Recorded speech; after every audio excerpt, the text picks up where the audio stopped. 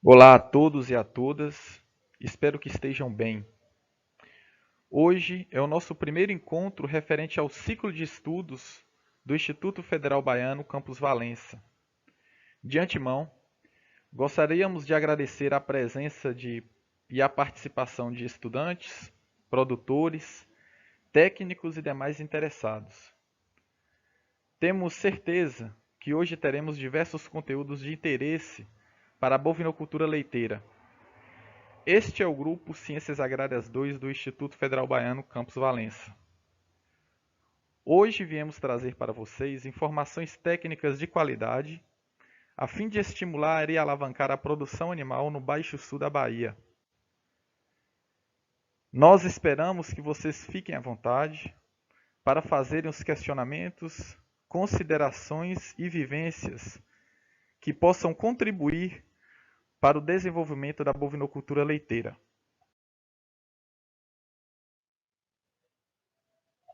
Então, os participantes deste grupo compreendem pela professora Carla Moraes, na área de gestão agropecuária, professor Paulo Assis, no conteúdo Instalações para Gado de Leite, professora Luciana, na área de bem-estar animal, professor Rogério Matos, na área de nutrição de forragens in natura, eu, professor Erlen Zeder Silva, na parte de forragicultura conservada, a professora Olímpia Silva, na área de nutrição concentrada, a professora Daniela Anacleto, na higiene da ordenha, e a professora Tatiana Santana, no processamento do leite. Objetivo: apresentar conteúdos informativos sobre tecnologias na pecuária, úteis de como obter um leite com qualidade e quantidade, desde a sua produção na fazenda até a mesa do consumidor. Vamos conversar?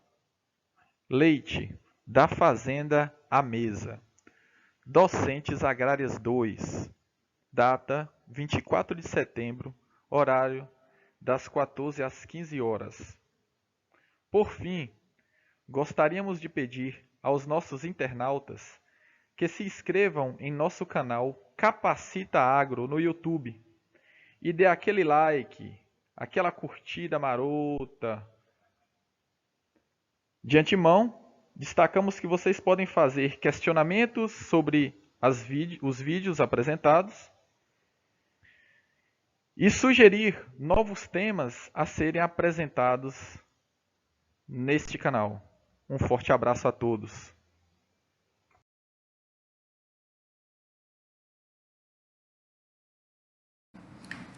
O conteúdo que será apresentado neste momento é a base para a produção de leite. Será a produção de leite da fazenda até a mesa, onde iremos abordar 3 pilares de extrema importância, que é gestão, instalações e bem-estar animal. Daí surge o primeiro questionamento. Gestão na empresa rural? Acredito que muitos de vocês pensavam que o zootecnista, ou o agrônomo, ou o veterinário, entre outros, iriam trabalhar com animais e vegetais, que iriam trabalhar com a pecuária, aves, suínos, caprinos, abelhas, arroz, até mesmo a soja, a mandioca, dentre outros. Agregado a isto, iremos trabalhar muito com as pessoas. Iremos encontrar várias delas durante o percurso. São elas responsáveis pelo planejamento e execução das atividades. Daí vem um outro questionamento. Como obter resultados positivos na fazenda? A resposta está ligada diretamente a 3 pilares. O primeiro deles, a produção. A produção, ela está ligada diretamente à produtividade dos animais, que engloba pasto, nutrição, genética e sanidade dos animais. para gerar receita para cobrir os gastos de produção. É como se fosse um efeito cascata. Tudo caminhando de forma adequada, o resultado será satisfatório. Vem aí o segundo pilar, que será a margem. A margem da fazenda, ela está ligada às despesas, às receitas, aos custos fixos e os custos variáveis. E o que seriam esses custos fixos? Esses custos fixos seriam o material da ordenha, as ferramentas, os utensílios, o material para inseminação, os medicamentos. E os custos variáveis seriam a alimentação e o leite produzido. A margem é o que sobra para a fazenda conseguir investir no próprio negócio. E o terceiro pilar seria gestão e pessoas. Não consigo ter produção sem equipe, sem estratégias, sem planejamento e sem comprometimento. São as pessoas que irão tirar do papel todo o planejamento e pôr em prática.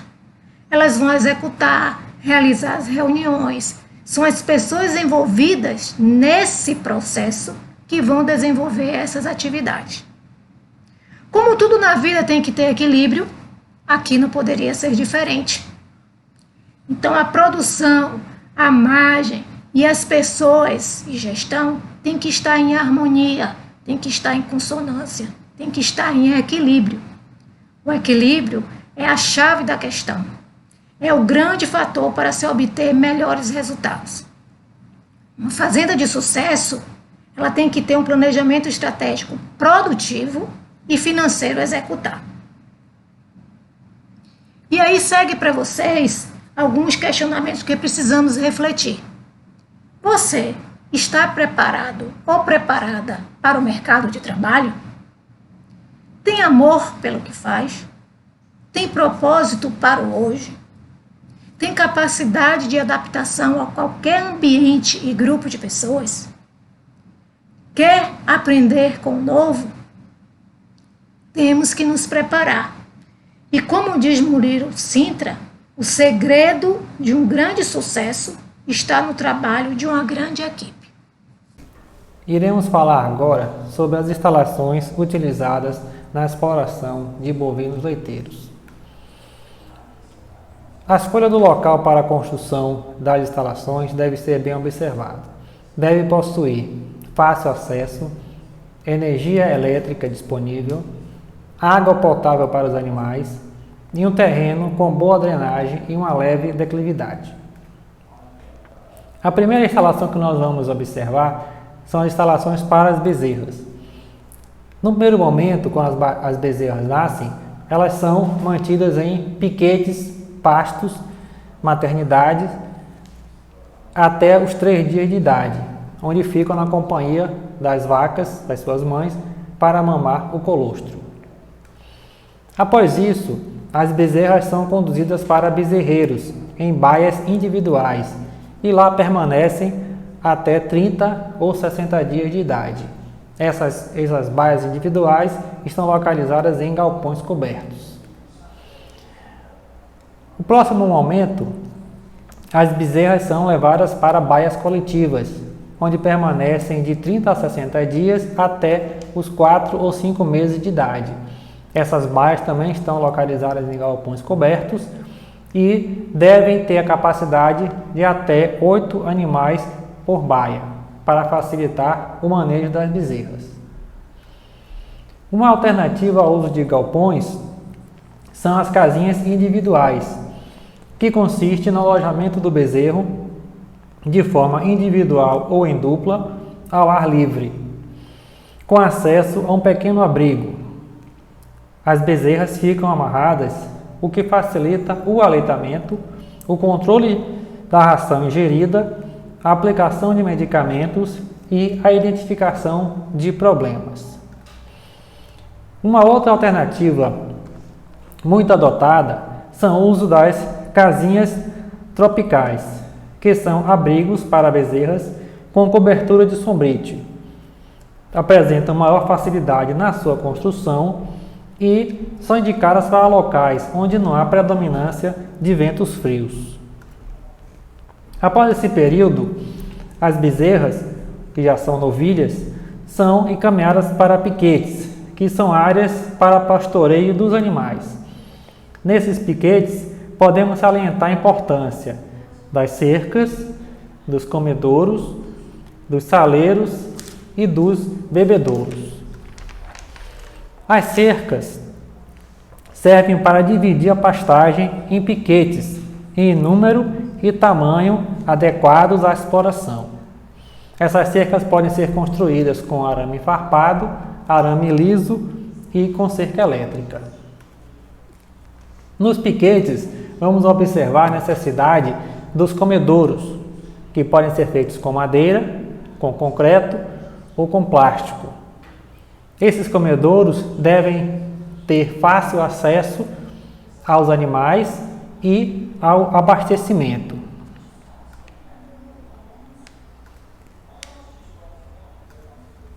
Os bebedouros também são de suma importância. Tem que estar localizado num fácil acesso também aos animais e ao fornecimento de água constante e de qualidade, e podem ser construídos com alvenaria, concreto, tambores de plástico ou pneus.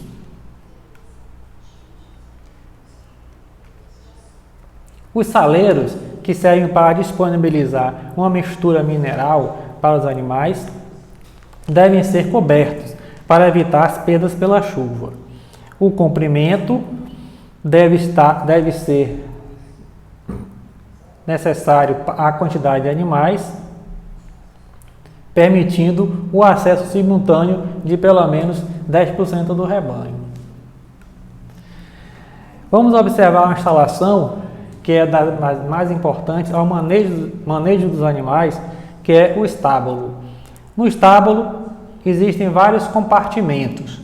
O primeiro que nós vamos comentar é o curral de alimentação. Nesse local, as vacas recebem alimentos volumosos antes de irem para a ordenha. Deve existir aí comedouros e bebedouros. O outro espaço é o curral de espera, que serve para agrupar os animais que serão ordenhados. Neste local, só deve conter bebedouros. O brete, ou tronco de contenção, é o local onde o animal é imobilizado, de maneira que se possa realizar procedimentos com segurança, tanto para o operador como para o animal. O embarcadouro consiste numa rampa que permite o embarque e o desembarque dos animais. No estábulo, vamos também observar a necessidade de uma estrutura para os bezerros.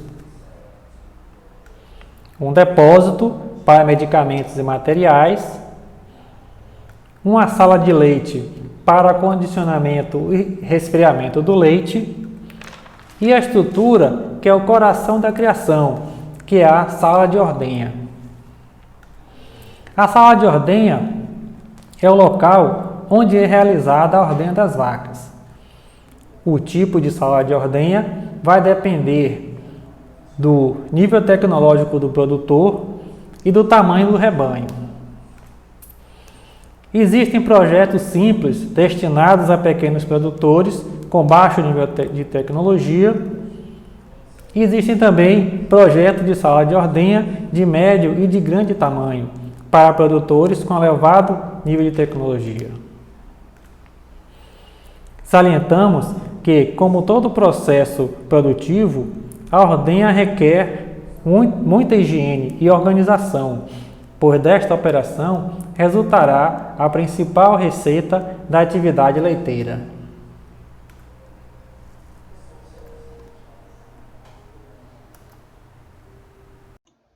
Olá, povo do agro, tudo bem com vocês? Eu sou a professora Luciana Carvalho, sou doutora em zootecnia, e hoje iremos conversar um pouquinho sobre bem-estar animal na indústria do leite. Vamos lá? Bom, o bem-estar animal, ele nada mais é do que o estado de saúde física e mental em harmonia com o ambiente que o rodeia. Esse foi um conceito dado por Hug em 1976. De acordo com Brown, lá em 1986, é o estado de um indivíduo de acordo com a tentativa de se adaptar ao meio ambiente que o rodeia. Então, o bem-estar ele pode variar entre muito bom até muito ruim. A legislação do Brasil, no seu decreto número 24.645 de julho de 1934, estabelece medidas de proteção animal, onde veda práticas que submetem os animais à crueldade. E diante disso foram criadas 5 liberdades dos animais, onde os animais devem ser livres de doença, livre de dor e desconforto, livre de fome e de sede, livre para expressar o seu comportamento natural e livre do medo e do estresse. Quais são, então, os exemplos de fatores de bem-estar? Nós destacamos 3, onde podemos ver o tratador, o ambiente e o animal. O tratador ele tem que ter empatia, amor, cuidado pelo indivíduo que vai estar sendo submetido ali a sua atenção. Tem que ter conhecimento também de todas as atividades que vão estar relacionadas ao manejo desse animal. E tem que ter principalmente uma capacidade de observação. Então, esse tratador ele tem que ser qualificado para o desenvolvimento do manejo com esse animal. O ambiente, um abrigo, cama e qualidade na alimentação e na água. Não é porque um animal que ele deve ser um animal que não tem uma alimentação adequada para suprir as suas necessidades diárias em proteína e energia, a água deve ser suja, salobra, não. Ele tem que ter esse respeito com o ambiente protegido, livre de intempéries, com alimentação de qualidade e água disponível todo o tempo. O animal, a raça, há algumas raças que elas são mais agressivas do que outras. Idade e sexo também compatíveis com o sistema, porque tem o problema da dominância. Aqueles que são mais fortes, são maiores, eles acabam sendo mais dominantes no ambiente e fazendo com que haja o afastamento dos mais fracos. E esse afastamento leva também o animal a ficar triste, diminuir a ingestão de água e de alimento e podendo causar aí a morte. Como eu posso fazer, então, para avaliar o bem-estar em fazendas leiteiras? São 4 critérios que a gente tem que analisar. A boa saúde, a boa alimentação, a boa instalação e os bons comportamentos do animal. O manejo adequado fará toda a diferença para a propriedade e para o animal que nós estamos manejando. Quais são, então, os sinais de que algo não vai bem?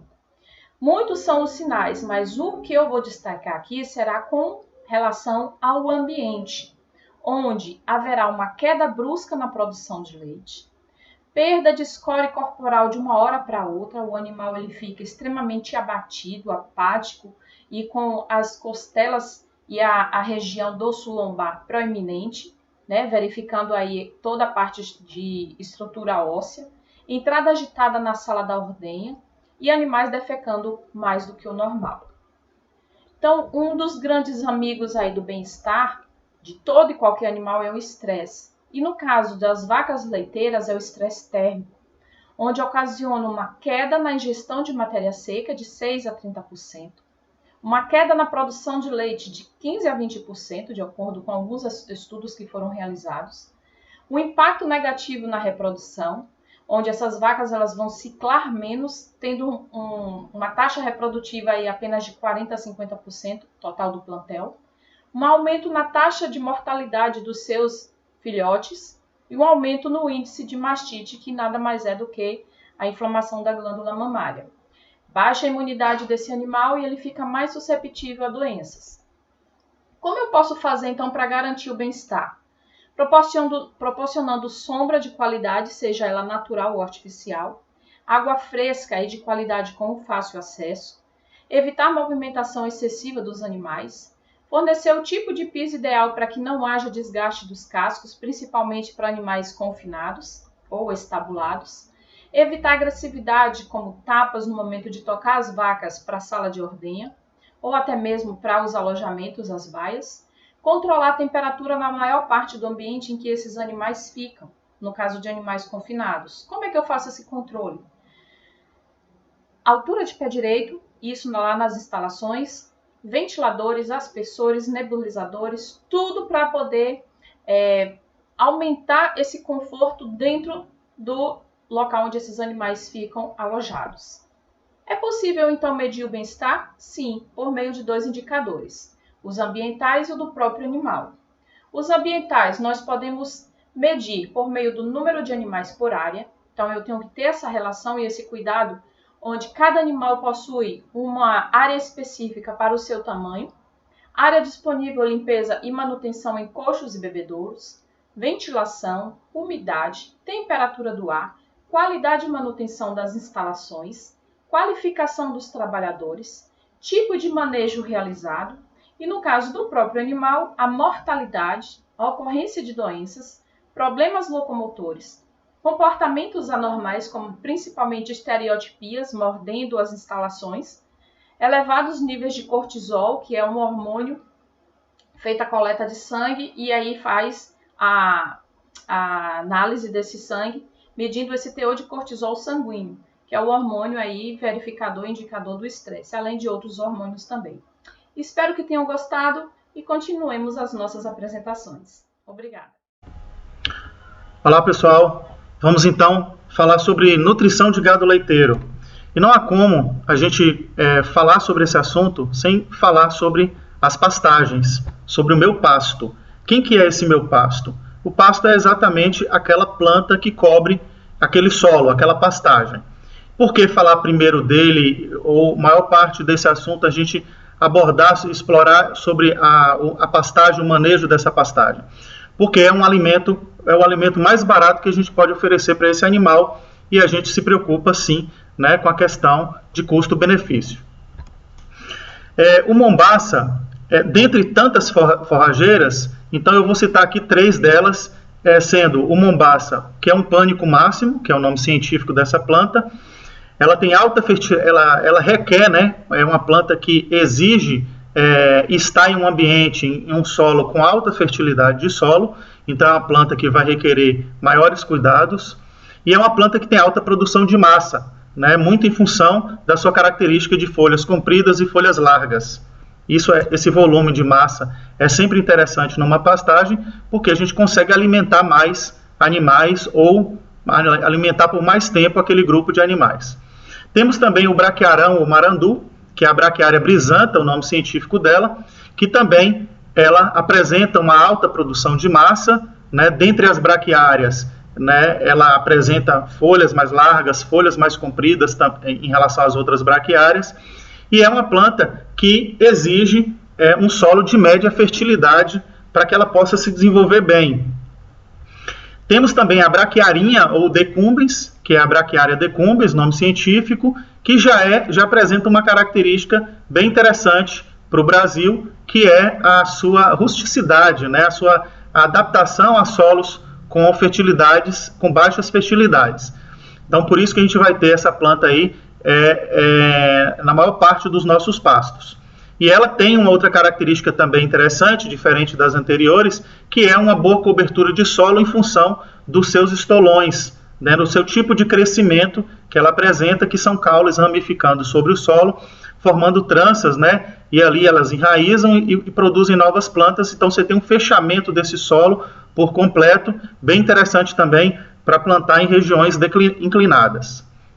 Qual é o momento adequado para a gente entrar com esses animais? Primeiro que a gente tem que considerar é a quantidade de capim que a gente tem e a qualidade desse capim. Esse sim é o momento adequado para a gente entrar com os animais. Uma planta com alta qualidade é o quê? Uma planta que tem nutrientes em quantidades, né, e em níveis adequados. Eu quero uma proteína no máximo que ela possa produzir. Então essas plantas, essas gramíneas, elas podem atingir aí níveis de 15% de proteína, 16% de proteína, e é isso que esse é o momento que a gente deseja. Uma planta de baixa qualidade, ela vai ter aí em torno de 3, 4% de proteína, só para vocês terem uma referência. E em relação à fibra dessa planta, quando ela está com qualidade, a gente vai ter aí uma fibra de alta digestibilidade, né, que é o aproveitamento, a digestão, a quebra desse material, de forma que o animal consiga aproveitar melhor. Tá, professor, mas como que eu vou saber que essa planta ela está no seu máximo de qualidade? Eu não consigo ver a proteína dela. E exatamente isso. Por isso é que foi correlacionado a qualidade em relação ao tamanho dessa pastagem, desse pasto. Então você vai considerar a altura dessa planta. Ah, é o tamanho máximo dela? Não, porque aí você tem uma planta velha e ela também perde qualidade em função da idade. Muito jovem também não, porque você vai ter menos massa, menos volume. Então a gente quer uma medida adequada que você reúne as duas características, quantidade e qualidade. É uma altura que ultrapasse o corpo do animal? É assim que essa referência de altura? Também não. Isso vai depender de cada tipo de planta forrageira.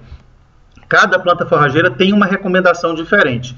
Por exemplo, aqui eu trouxe um exemplo do Mombaça, né, que tem uma medição aí do lado.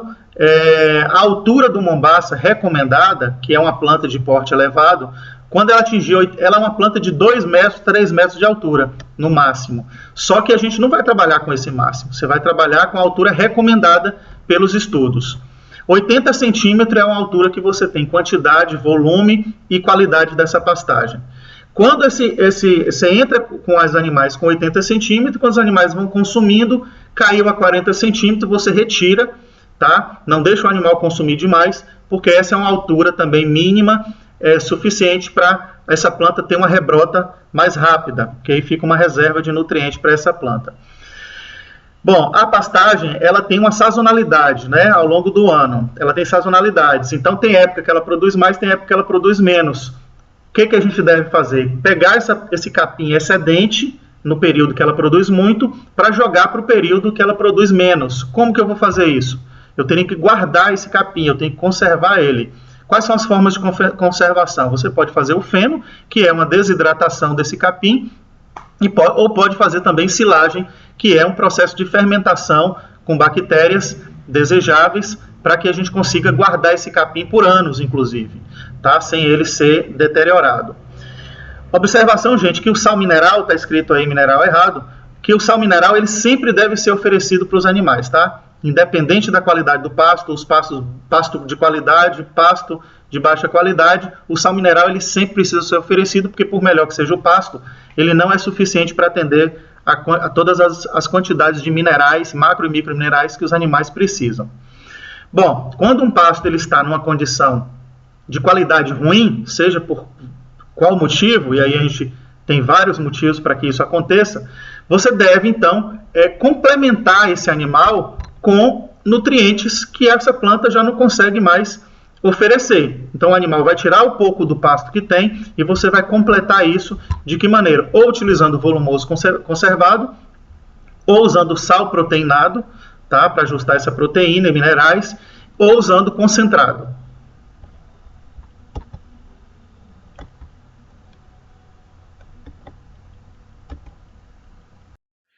Olá a todos e todas. O documento de hoje é intitulado Estratégias de Conservação de Forragens. Eu sou o professor Erlen Zeder Silva, doutor em agronomia, servidor do Instituto Federal Baiano, campus Valença.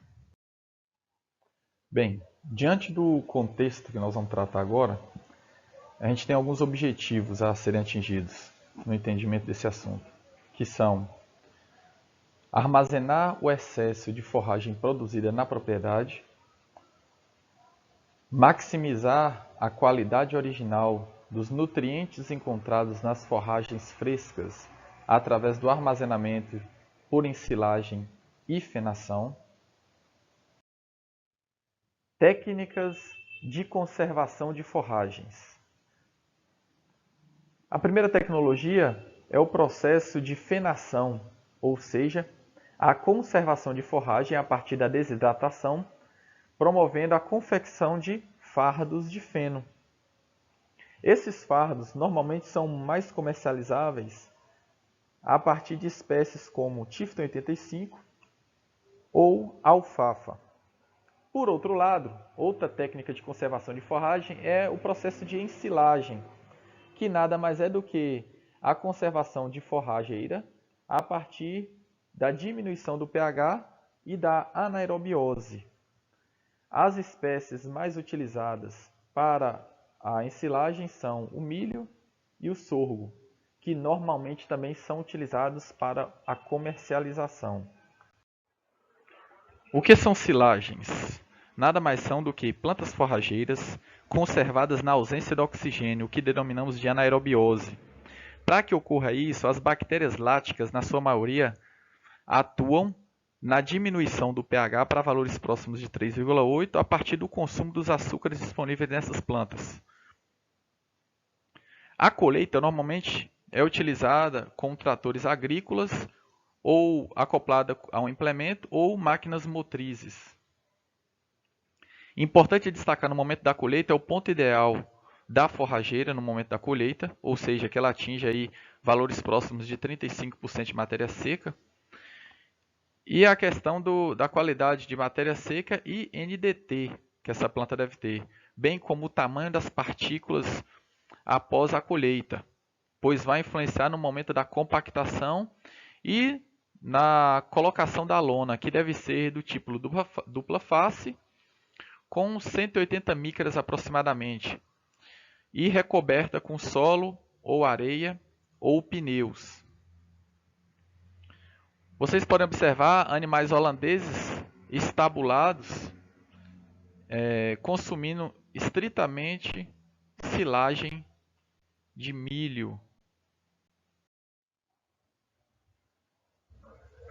Então, quais são as espécies forrageiras mais utilizadas para silagem?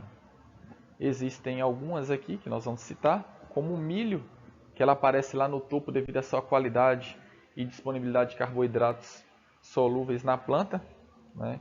Depois aí vem o sorgo, a cana-de-açúcar, os capins em geral que precisam de um processo de pré-secagem, o girassol e até resíduos agroindustriais que podem ser ensilados.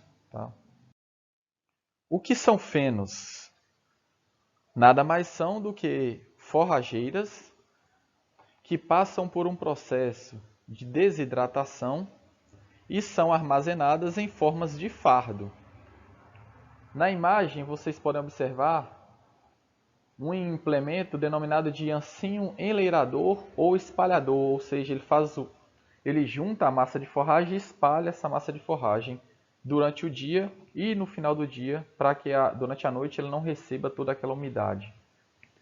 Do lado aqui vocês observam, na parte inferior, vocês observam a imagem das leiras formadas no final da tarde, para que no dia posterior a enfardadora passe sobre essa leira e forme os fardos, que serão coletados e acondicionados até o armazenamento. Na parte superior vocês observam vacas holandesas consumindo exclusivamente feno. Feno. Quais são as espécies forrageiras mais utilizadas? Normalmente são utilizadas espécies de toda a natureza, desde que não sejam tóxicas à alimentação animal. Podem ser leguminosas ou gramíneas, normalmente são as comerciais, né? E aqui eu destaco o Tifton 85, o Coast Cross, o Giggs, Estrela Africana, Estilosantes, alfafa. Quanto às considerações finais, a gente tem que atentar para a qualidade da forragem que vai ser armazenada ou conservada via feno ou silagem e a quantidade requerida para o período de estiagem, se for o caso apenas para o período seco que vai ser ofertada a forragem, ou para todo o ano em caso de animais estabulados. Então você vai ter que ter atenção nesses 7 pontos aqui que eu destaco. Primeiro, saber o princípio da conservação dos alimentos a partir de qual da tecnologia que você vai adotar, se vai ser feno ou silagem. Verificar a viabilidade econômica desse sistema a ser adotado. Observar a infraestrutura que você ainda apresenta na sua propriedade ou que será necessário você adquirir para produzir essas forragens conservadas. Reconhecer o tipo de forrageira mais adaptada à sua região e que apresente qualidade para a produção de forragem ensilada ou na formação de feno. Ter conhecimento de todo o processo produtivo, do processo de fenação e de ensilagem. Saber o momento de cura, o momento de colheita, o tamanho das partículas, o teor de matéria seca de cada tipo de tecnologia, né? E atenção no processo de abertura do silo para evitar perdas e utilização desse material, que normalmente a gente vai ter um painel aí de retirada diária que varia de 30 a 40 centímetros dia. Aquela questão dos 15 centímetros, ela está hoje em dia desatualizada. Então, o valor que você tem que tirar aí, que você tem que calcular, tem que estar entre 30 a 40 centímetros dia. Pois bem, um abraço a todos e até o próximo trabalho. Olá, eu sou a professora Olímpia Lima Silva Filha, zootecnista, docente do IF Baiano aqui no campus Valença. Dando continuidade à nossa conversa sobre leite da fazenda à mesa, vamos conversar um pouquinho sobre concentrados na bovinocultura leiteira. Segundo a Embrapa Gado de Leite, em torno de 70% da produção de leite no Brasil é oriunda de vacas mestiças holandesas zebu, principalmente da Girolando e da Guzolando. Já no semiárido nordestino, acredita-se que usa-se mais gado mestiço. Em Valença, com rebanho efetivo em 2018 de 5.700 cabeças, 136 vacas apenas ordenhadas. Esses animais produziam simplesmente 139 litros de leite, muito pouco. E dentro do princípio da nutrição, deve-se manter o equilíbrio. E esse equilíbrio oriundo das necessidades dos animais que vem dos alimentos. As necessidades dos animais são para garantir a manutenção da vida do animal, a sua produção e a sua reprodução. Já os alimentos, para os ruminantes, principalmente para os bovinos leiteiros, são compostos por volumoso, mineral, água e concentrado. Concentrado para vacas leiteiras como alimentação de qualidade, o sucesso é uma ração nutritiva e que promova o produto de qualidade, ou seja, um leite de qualidade. A dieta é tudo que compõe a ração do animal, tudo que o animal consome por dia. Então, a ração de uma vaca leiteira ela deve ser composta por forragens e concentrados, misturados numa proporção ótima que garanta uma boa eficiência econômica. Um exemplo, uma vaca em lactação com 500 kg de peso vivo, de uma raça leiteira, ela não produz mais que 5 kg de leite por dia se ela consumir apenas volumoso, ainda que seja de qualidade, como o feno de Tifton. Na verdade, a vaca precisa de água boa, limpa e fresca, volumoso de qualidade e concentrado de acordo com a necessidade da categoria que aquele animal se encontra.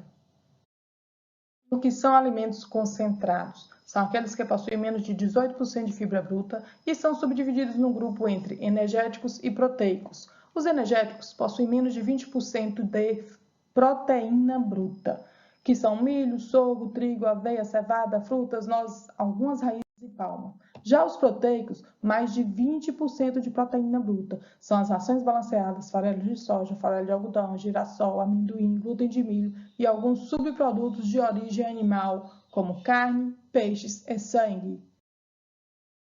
Sobre o fornecimento de concentrado, segundo a Embrapa, de 18% a 22% de proteína bruta e mais de 70% de nutrientes digestíveis totais é o que deve conter a ração do concentrado para vacas em lactação, sempre na base de 1 kg para 2,5 kg de leite produzidos. Então, a mistura simples dessa ração seria milho moído, farelo de soja de algodão, mais calcário e sal mineral, ou, dependendo da disponibilidade, soja em grão moída ou caroço de algodão. Bom, existem misturas diferentes para cada situação do animal. Vejamos que vacas com produções acima de 28 a 30 kg de leite por dia, nós podemos acrescentar essa mistura farinha de peixe, farelo de algodão, soja em grão moída, tostada. Mas se esses animais possuem uma produção acima de 40 kg de leite por dia, deve-se fornecer uma quantidade diária de gordura na dieta sempre equivalente à proporção de gordura produzida no leite. Então, pode-se acrescentar, além da gordura já contida na ração, uma gordura protegida de fonte comercial, que vai elevar o percentual de gordura da dieta total para 7, 8%. Essa relação do fornecimento de concentrado versus volumoso. Então, ela está sempre equivalente à produção de leite do animal. É uma relação. Então, quando a vaca produz até 14 quilos de leite por dia, a proporção concentrado volumoso é entre 30% e 70%. Já quando o animal possui, por exemplo, acima de 45 quilos de leite por dia, ela é entre 60% de concentrado e 40% de volumoso. Então, essa relação concentrado-volumoso, ela respeita maior para a vaca de maior produção de leite. Ao final desse bate-papo sobre o concentrado, como considerações finais, a ração concentrada é um alimento energético e ou proteico com baixa quantidade de fibras, nunca esqueçam disso. E o concentrado, quando usado corretamente na alimentação do gado, pode aumentar a produção de leite das vacas e o lucro do produtor. Muito obrigada. Olá pessoal, tudo bom? Espero que sim. Nós estamos aqui na fazendinha do IFE para mostrar para vocês boas práticas de higiene na ordenha, tá? Então, até agora vocês viram com os outros professores todo o processo de boas práticas de produção, né?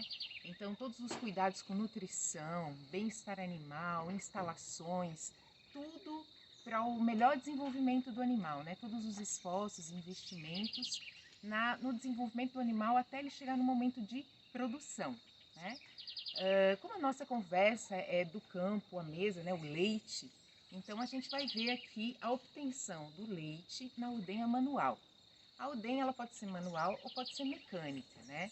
Mas essa parte de ordenha mecânica é para produtores mais tecnificados, produtores que têm condições de investimento para estar trabalhando com a ordenhadeira mecânica, né? Onde você evita o contato da mão do homem com o leite. Normalmente são tubulações que levam o leite direto para a câmara de refrigeração. Mas aqui na fazendinha do campus, né? A gente trabalha com a ordenha manual. Mas é possível obter um leite de excelente qualidade com esse processo também. Basta ter os cuidados de higiene na hora da ordenha, e é isso que a gente vai ver aqui. Bom, nós já estamos aqui dentro do estábulo, o animal já foi conduzido aqui para dentro, né? É importante que o animal seja sempre conduzido sem estresse, com tranquilidade, né? Para que a ordenha flua da melhor forma possível, né? O animal já está devidamente contido para proteger o próprio animal e também o ordenhador. É importante que o animal seja contido da forma adequada. E agora a gente vai começar todo o processo de limpeza, né? Pré-dipping, fazer os testes de mastite, que são as coisas importantes para a gente estar controlando a qualidade do leite, né? Então vocês vão observar aqui, a gente tem o Flor, que é o técnico aqui do setor, né, que vai estar ajudando a gente a fazer todos esses procedimentos. Então nós vamos começar com a lavagem dos tetos, né, do animal. Os tetos, eles têm que estar livres de barro, de resíduos, né, para que isso não venha a ser um contaminante no leite. São 3 as fontes de contaminação do leite. O ambiente, que aqui já está todo preparado e limpo também. O animal, né, através de sujidades nos tetos. E o ordenhador, né, o Flor já lavou as mãos dele com sabão antes de estar iniciando o processo, né, para tudo estar limpo, né, tudo estar higienizado. Os utensílios que vão ser utilizados também já foram previamente limpos, né, e organizados para que a gente trabalhe aí da forma correta. Então, depois de feita a lavagem com água, solução clorada, né, é feita a secagem dos tetos com papel toalha, né. Essa secagem tem que ser feita também de forma individual, né. A gente nunca utiliza o mesmo papel para tetos diferentes, né. Isso tudo porque o controle que a gente tem que ter é da mastite, né? Que é uma inflamação da glândula mamária da vaca. E a mastite, ela não necessariamente ocorre nos 4 tetos de uma vez. Às vezes ela ocorre em 1 ou 2 tetos. Então, para não haver o risco de contaminação, né, a gente sempre usa os materiais de forma individualizada. Tudo que a gente for usar, a gente usa de forma individualizada, né? Inclusive os testes também são feitos para cada teto, né? Então, depois de proceder à lavagem, só dos tetos, note que ele não jogou água no úbere da vaca para que essa água depois não fique escorrendo para dentro do balde de leite. Agora ele vai fazer o teste da caneca preta.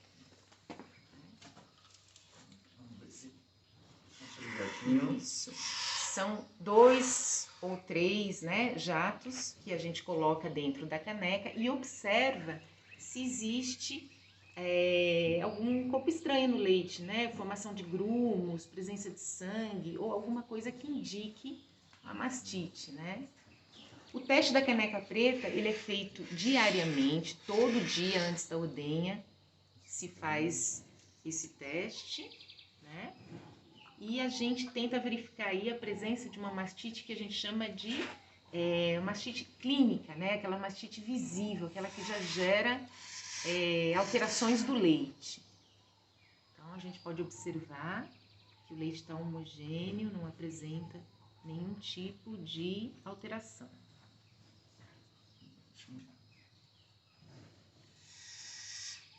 É importante também, de qualquer forma, desprezar esses jatos, porque esses jatos iniciais, eles têm uma alta carga bacteriana, porque é o resíduo do leite que ficou no teto da vaca da última ordenha, né? Então, sempre se despreza esses jatos iniciais mesmo, né? Bom, em seguida, ao processo da caneca preta, a gente vai fazer um teste que chama California Mastite Test, o CMT, tá? Que é um teste que a gente utiliza uma raquete, onde a gente tem, né, 4 compartimentos individuais para a gente poder observar os 4 tetos distintos do animal, né? Esse teste ele vai ser feito com reagente, o reagente CMT, e por ter um custo, isso não se faz diariamente. Esse teste ele é feito a cada 15 dias ou até mensalmente, isso conforme a necessidade da propriedade, né? O nível de mastite do rebanho, a questão de investimentos e tudo, né? Então, vamos lá. Vamos ao processo. Aqui é assim aqui, o número 1.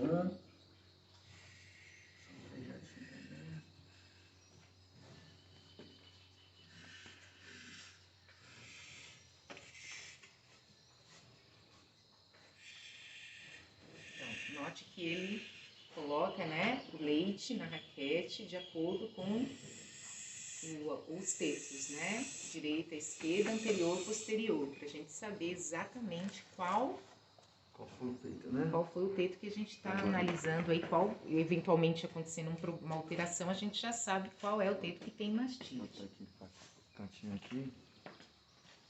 Aí a gente vai diminuir a quantidade do leite para poder a gente fazer, completar com CMT.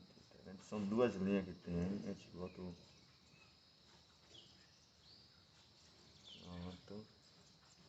Aí aqui agora a gente completa com o CMT, 3 jatinhos. Isso. Aí a resposta vai ser a seguinte: se houver alguma alteração, vai formar uma substância gelatinosa, né, Flor? Isso. E aí, esse teste, ele visa pegar a mastite subclínica, que a gente chama. Aquela, por exemplo, no teste da caneca preta, a gente viu que não teve grumo, não teve nada. Mas pode ocorrer da mastite estar muito no início, né? E ela ainda não está apresentando alteração do leite, mas o animal já está com um problema. Então, é uma forma do produtor poder agir, né, o mais rápido possível, fazendo um tratamento rápido e bem eficaz, né? Bom, então nós vamos dar continuidade, né? Agora nós vamos fazer o pré-dipping. Então, essa é uma vasilha que a gente chama de sem retorno, né? Então, ele apertou, encheu o caneco de cima com material, né? Uma solução clorada, né, Flor? E aí ele vai fazer a desinfecção do teto, né? Vai mergulhar teto a teto nessa solução.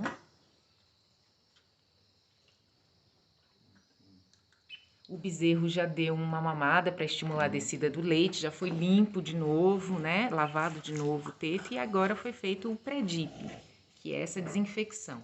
E agora ele vai começar a proceder com a ordenha.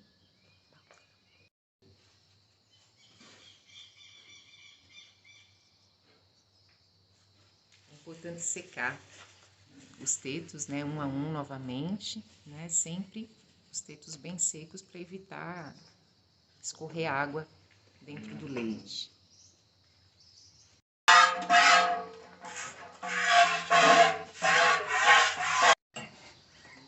Bom, gente, depois de finalizado o processo da retirada do leite, né? Então se procede o pós-dip, que é a mesma operação que a gente viu, né? De desinfecção dos tetos com aquela vasilha sem retorno. E feito isso, a gente pode liberar o bezerro para ele poder secar o umbigo da vaca. É super importante que na ordenha, ou o ordenhador faça, né, a retirada total, o esgotamento do leite, né, ou então depois a gente libera o bezerro para fazer esse processo, né, porque o leite residual que fica nos tetos, ele é um dos motivos que pode estar causando a mastite, né. Então, outra coisa importante, colocar um pouco de comida para a vaca, né, para que ela não deite imediatamente após a ordenha, porque os esfíncteres dos tetos, eles estão dilatados. Então, aquilo facilita a entrada de micro-organismos e sujidades para dentro do canal do teto. E isso também pode trazer a mastite, né? E depois disso, o animal é liberado para o pasto. Espero ter trazido informações bacanas para vocês.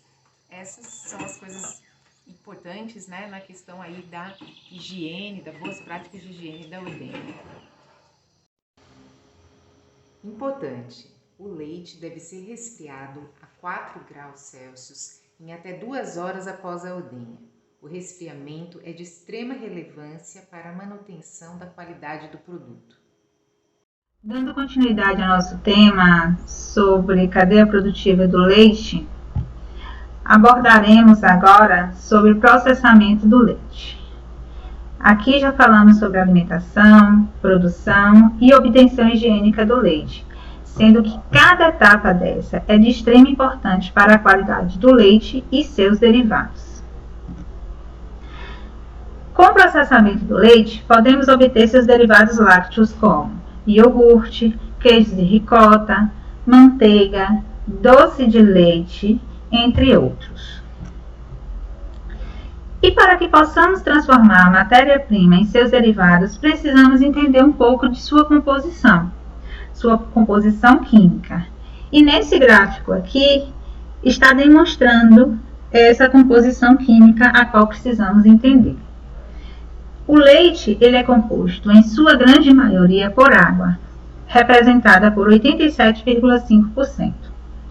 3,5% de gordura e a proteína 3,5%, sendo que a principal proteína do leite é a caseína. A lactose ela é representada por 4,7%, sendo o açúcar do leite, né, o carboidrato, e os minerais 0,8%.